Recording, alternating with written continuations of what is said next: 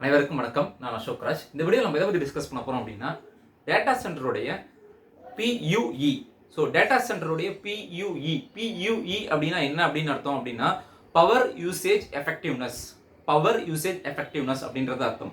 இந்த PUE எதுக்கு use ஆகுது அப்படின்னா ஒரு டேட்டா சென்டர் எவ்வளவு எஃபிஷியண்டாக இருக்கு, அது வந்து எஃபிஷியண்டாக ஒர்க் ஆகுதா இல்லை வந்து நான் எஃபிஷியண்டாக ஒர்க் ஆகுதா அப்படின்றத வந்து நம்ம ஈஸியாக வந்து நம்ம ஒரு ஒரு ஒரு ஒரு ஒரு சிங்கிள் டேர்மில் நம்ம வந்து சொல்கிறதுக்கு தான் இந்த PUE நம்ம கால்குலேட் பண்ணுறோம்.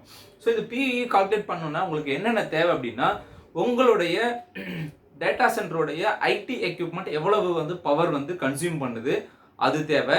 அதுக்கப்புறம் அந்த ஐடி எக்யூப்மெண்ட்டு வந்து ரன் பண்ணுறதுக்கு உங்களுக்கு நீங்கள் அந்த ஐடி எக்யூப்மெண்ட்டோட டெம்பரேச்சரை மெயின்டைன் பண்ணுறதுக்கு நீங்கள் ஒரு கூலிங் கொடுப்பீங்க. ஸோ அந்த கூலிங்க்கு எவ்வளோ பவர் நீங்கள் ஸ்பெண்ட் பண்ணுறீங்க, லைட்டிங்க்கு எவ்வளோ ஸ்பெண்ட் பண்ணுறீங்க, இதெல்லாம் சேர்த்து கால்குலேட் பண்ணுறது தான் PUE. ஸோ அந்த PUE எதுக்கு அப்படின்னா டேட்டா சென்டரோட எஃபிஷியன்ட்டை வந்து சொல்கிறதுக்கு தான், எஃபிஷியன்சியை சொல்கிறதுக்கு தான் அந்த PUE அப்படின்ற அந்த டேர்ம் வந்து நம்ம யூஸ் பண்ணுறோம், பவர் யூசேஜ் எஃபெக்டிவ்னஸ். ஸோ இதுக்கு ஒரு ஃபார்முலா இருக்குது. அந்த ஃபார்முலா படி நீங்கள் கண்டுபிடிச்சிங்கன்னா ஈஸியாக வந்து PUE கண்டுபிடிக்கலாம். ஸோ என்ன ஃபார்முலா அப்படின்னா total facility power divided by IT equipment power.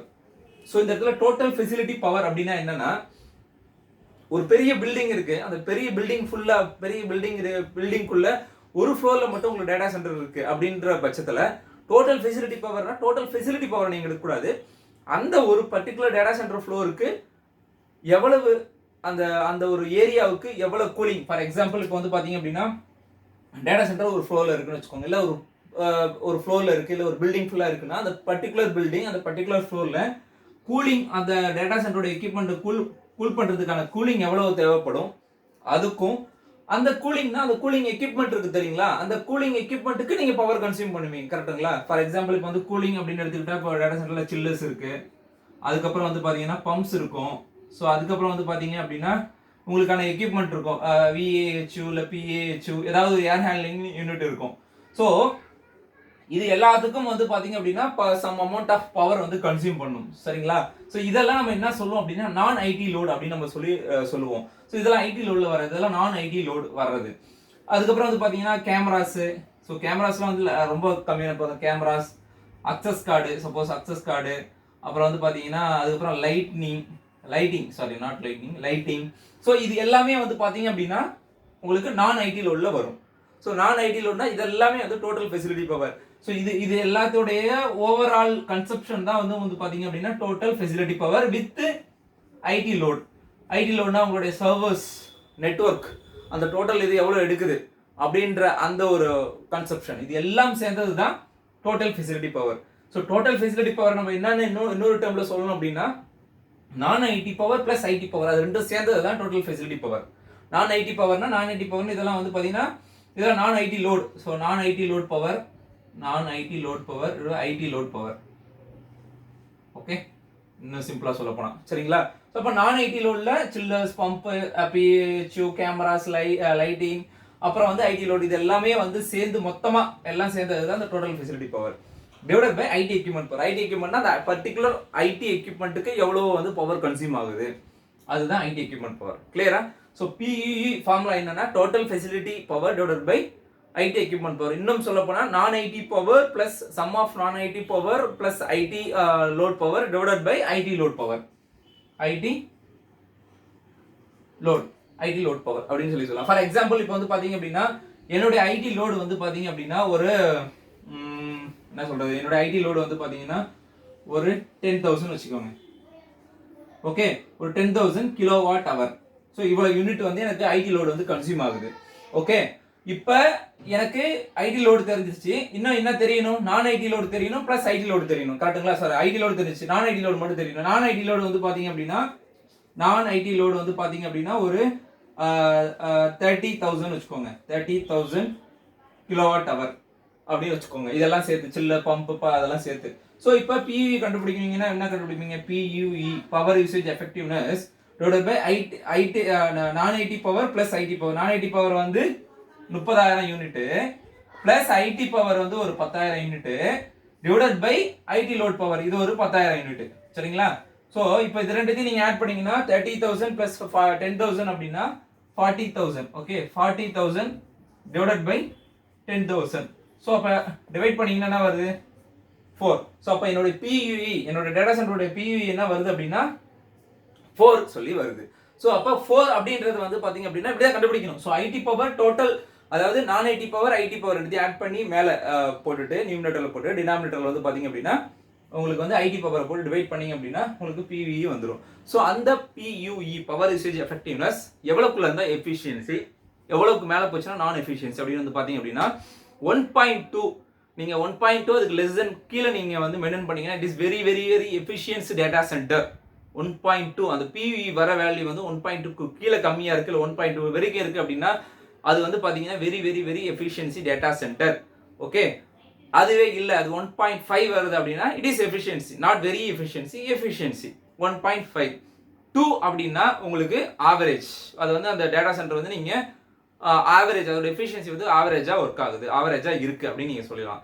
அதுவே வந்து உங்களுக்கு 2.5 வந்தது அப்படின்னா இட் இஸ் இன்சஃபிஷியன்ட். 2.5க்கு மேலே போச்சுனாலே அந்த டேட்டா சென்டருடைய எஃபிஷியன்சி வந்து பார்த்தீங்கன்னா இன்சஃபிஷியன்ட் அப்படின்ற மாதிரி மீனிங். சரி, இன்எஃபிஷியன்சி. சரிங்களா, 3லாம் வந்துச்சு அப்படின்னா வெரி இன்எஃபிஷியன்சி. இதை பாருங்க, இப்போ 4 வந்துருக்கு, 4லாம் இருந்ததுன்னா வெரி வெரி இன்எஃபிஷியன்சி. ஸோ அப்போ நீங்கள் என்ன பண்ணனா உங்களுடைய டேட்டா சென்டரை வந்து நீங்கள் ப்ராப்பராக யூஸ் பண்ணலை, அதோடைய லோடு கூலிங்கில் அது அந்த ஐடி எக்யூப்மெண்ட் பவருக்கு ஏற்ற நீங்கள் அதோடைய நான் ஐடி லோடை வந்து நீங்கள் வந்து ப்ராப்பராக கொடுக்கல அப்படின்ற மீனிங் தான் இதை வந்து உங்களுக்கு சொல்ல வருது. ஸோ அப்போ இது கம்மியாக கொண்டு வரணும் அப்படின்னா என்னென்னலாம் வந்து பண்ணலாம் அப்படின்னா ரெட்ரோஃபிட்ஸ். ஸோ ரெட்ரோஃபிட்ஸ் அப்படின்னா ஒரு 20 வருஷத்துக்கு முன்னாடி நீங்கள் ஒரு 10 வருஷத்துக்கு முன்னாடி டேட்டா சென்டர் போட்டிருக்கீங்க அப்படின்னா இப்போ இருக்கிற ஸ்டேஜில் நிறைய எக்யூப்மெண்ட் வந்திருக்கு, நிறைய பவரை வந்து கம்மி பண்ணுறதுக்கான ஆப்ஷன் நிறைய இருக்குது. ஃபார் எக்ஸாம்பிள் நீங்கள் யூபிஎஸ் ரெட்ரோஃபிட் பண்ணலாம், சில்லர் ரெட்ரோஃபிட் பண்ணலாம், அதுக்கப்புறம் வந்து பார்த்தீங்க அப்படின்னா உங்கள் லைட்டிங் வந்து ரெட்ரோஃபிட் பண்ணலாம். லைட்டிங் ரெட்ரோஃபிட் சென்ஸ் என்னன்னா முன்னாடிலாம் வந்து பார்த்தீங்கன்னா அதிகமான பவர் கன்சியூம் பண்ணுற நீங்கள் லைட்ஸ் போட்டிருப்பீங்க, கம்மியான பவர் கன்சியூம் பண்ணுற லைட்ஸ் போடலாம். அதுக்கப்புறம் வந்து பார்த்தீங்கன்னா பெல் ட்ரிவன் டைப்பில் ஏஹெச் இருந்தது அப்படின்னா அதை வந்து நீங்கள் ஈஸி ஃபேன் கன்வெர்ட் பண்ணலாம். ஸோ இதெல்லாம் நீங்கள் கன்வெர்ட் பண்ண உங்களோட பவர் கன்சியூம் ஆகிறதும் ரொம்ப ரொம்ப கம்மியாகும். பவர் கன்சியூம் பண்ணுறது கம்மி ஆச்சு அப்படின்னா ஆட்டோமேட்டிக்காக உங்களுக்கு என்ன ஆகும் அப்படின்னா PUE வந்து கம்மியாகும். சரிங்களா, ஸோ உங்களோட டேட்டா சென்டர் மினிமம் வந்து பார்த்தீங்கன்னா 1.2 கீழே இருந்துச்சுன்னா வெரி வெரி எஃபிஷியன்சி, 1.5னா எஃபிஷியன்சி, 2னா ஆவரேஜ். ஸோ அப்போ 2க்கு கீழே நீங்கள் மெயின்டைன் பண்ண ட்ரை பண்ணுங்க. அதுக்கு மேலே வந்து இருந்தது அப்படின்னா டெஃபினட்டாக நீங்கள் ரெட்ரோஃபிட் தான் பண்ணி ஆகணும். ரெட்ரோஃபிட் பண்ணிங்கன்னா தான் உங்களுடைய என்ன சொல்கிறது பவர் எனர்ஜி எஃபிஷியன்சியை வந்து அந்த டேட்டா சென்டர் எஃபிஷியன்ட் வேவுக்கு நீங்கள் கொண்டு வரலாம். இன்னொரு விஷயம், அந்த மாதிரி அதிகமாக இருந்துச்சுன்னா என்ன எனக்கு எஃபிஷியன்சி இல்லைனாலும் பரவாயில்ல அப்படின்னு நம்ம சொல்ல முடியாது. அதுக்கு வந்து பார்த்தீங்கன்னா உங்களுடைய ஆப்ரேட்டிங் காஸ்ட், அதாவது நீங்கள் மந்த்லி நீங்கள் ஸ்பெண்ட் பண்ணுறீங்களா அந்த காஸ்ட் ரொம்ப அதிகமாகும், உங்கள் எக்யூப்மெண்ட்டுக்கும் அதிகமாகும், உங்களுடைய ஓவரால் டேட்டா சென்டர் மெயின்டைன் பண்ணுறதுக்கும் அதிகமாகும். ஃபார் எக்ஸாம்பிள் இப்போ உங்களுக்கு ஒரு வருஷத்துக்கு வந்து பார்த்தீங்கன்னா ஒரு 2 கோடி செலவாகுதுன்னு வச்சுக்கோங்களேன். லெஸ் தென் 2ல மெயின்டைன் பண்ணிங்கன்னா 2 கோடி செலவாகுது அப்படின்னா நீங்கள் 4லாம் மெயின்டைன் பண்ணிங்கன்னா 5 crores 6 crores ஆகும் டேட்டா சென்டர் மெயின்டைன் பண்ணுறதுக்கு, எக்ஸப்ட் மேன் பவர் எவ்ரிதிங் இதெல்லாம் பார்க்கும்போது. ஸோ அப்போ நீங்கள் என்ன பண்ணணும் அப்படின்னா அந்த PUE ப்ராப்பராக மெயின்டைன் பண்ணணும். PUE ப்ராப்பராக மெயின்டைன் பண்ணணும் அப்படின்னா நீங்கள் நிறைய ரெட்ரோஃபிட்ஸ் பண்ணணும், நிறைய மானிட்டரிங் பண்ணணும், நிறைய அனலைசிஸ் பண்ணணும், டெம்பரேச்சரை ப்ராப்பராக மெயின்டைன் பண்ணணும். ஸோ நீங்கள் இதெல்லாம் ரெட்ரோஃபிட் பண்ணிட்டு டெம்பரேச்சரை அன்லிமிட்டட் டெம்பரேச்சர், அதாவது ஒரு என்ன தேவையோ என்ன அவங்க சொல்லியிருக்காங்களோ கிளைண்ட் சொல்லியிருக்காங்களோ அந்த லெவல் வைக்காமல் அதுக்கு மேலே அதிகமாக வந்து நம்ம பண்ணுறது. ஸோ இதெல்லாம் வந்து பார்த்தீங்கன்னா PUEக்கு இன்க்ரீஸ் பண்ணுறதுக்கான காரணங்களை வந்து ஏற்படுத்தக்கூடியது. சரிங்களா, ஸோ அதெல்லாம் நீங்கள் வந்து அவாய்ட் பண்ணீங்க அப்படின்னா டெஃபினட்டாக நீங்களும் வந்து லெஸ் தென் 2க்குள்ளே PUE கொண்டு வரலாம். ஸோ எனக்கு தெரிஞ்சு லெஸ் தென் 2 தான் நம்ம இருக்கிற கிளைமேட்டுக்கு கொண்டு வர முடியும். 1.2லாம் வந்து கொண்டு வரணும் அப்படின்னா அது வந்து ரொம்ப ரொம்ப கஷ்டம். அதாவது நான் சொல்கிறது வந்து பார்த்தீங்கன்னா சென்னை இந்த மாதிரி ரொம்ப ஹாட் சிட்டியில் வந்து நீங்கள் 2க்கு கீழே ஓரளவு கொண்டு வந்தாலே ஓகே. ரொம்ப கீழே வரணும்னா அது வந்து கொஞ்சம் கஷ்டம். ஏன் கஷ்டம் அப்படின்னா எப்பயுமே ஒரு டேட்டா சென்டர் வந்து நீங்கள் பவர் கன்சியூம் பண்ணணும்னா அதோட அட்மாஸ்பரிக் ஏர் டெம்பரேச்சரையும் பொறுத்து ரொம்ப அமையுது. இப்போ இதுவே ஒரு ஊட்டி கொடைக்கானல் இந்த மாதிரி ஏரியாலலாம் வந்து பார்த்தீங்கன்னா நீங்கள் PUE வந்து ரொம்ப ரொம்ப ரொம்ப ஈஸியாக கொண்டு வரலாம். ஏன்னா அங்கே கூலிங்க்கு ரொம்ப அதிகமாக தேவைப்படாது. ஸோ அந்த மாதிரி விஷயங்கள்லாம் நிறைய இருக்குது. சரிங்களா, அதெல்லாம் கன்சிடர் பண்ணி தான் ஒரு டேட்டா சென்டர் வந்து கன்ஸ்ட்ரக்ட் பண்ணுவாங்க. ஈவன் வேறு வழி இல்லாமல் ஒரு சில இடத்துல கன்ஸ்ட்ரக்ட் பண்ணுறாங்க அப்படின்னா இந்த மாதிரி ரெட்ரோஃபிட் இந்த மாதிரி மூலியமாக நான் இங்கே பண்ணி தான் PUE வந்து கம்மி பண்ணணும். சரிங்களா, ஸோ டெஃபினட்டாக இப்போ இந்த வீடியோ உங்களுக்கு ஒரு சின்ன ஒரு இன்ஃபர்மேஷன் உங்களுக்கு கொடுத்துருக்கும்னு நினைக்கிறேன். ஸோ இந்த வீடியோ உங்களுக்கு பிடிச்சிருந்தா லைக் பண்ணுங்கள். இந்த மாதிரி வேறு ஏதாவது வீடியோ உங்களுக்கு வந்து தெரிஞ்சுக்கணும் அப்படின்னா கமெண்ட் பாக்ஸில் கமெண்ட் பண்ணுங்கள். ஸோ தேங்க்யூ ஃபார் வாட்சிங் my channel. Keep supporting. Thank you. By.